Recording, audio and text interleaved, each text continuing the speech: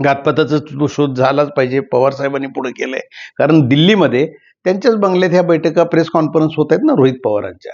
त्यामुळं आजोबा आणि नातू एकत्र आहेत हे नक्की आहे, हे सिद्ध झालेलं आहे. आता फक्त त्याच्यामध्ये मग हा पक्षाचाच घात करायचा आहे का अजितदादांच्या घातपाताचा शोध लावायचा आहे ना, हे आता विचारणा अजितदादांच्या पक्षातून चालू केली आहे. आणि त्याच्यामध्ये ही लॉबी असणार आहे. तटकरे असतील, सुनील शेळके तर ओपनच बोललेत आज.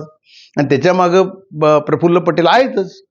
आणि आता हे पण गप बसतील असं नाही आहे, कारण भारतीय जनता पक्षाचं लक्ष आहे ना. यांचा शेवटी तिथं मुख्य ब्रेन सुद्धा भारतीय जनता पक्ष असू शकतो.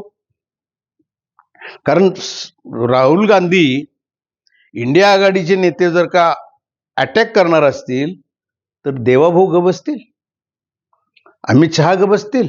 ग बसणार नाही. जशाच तसं उत्तर द्यायला ते पण समर्थ आहेत ना रोहित पवारांना.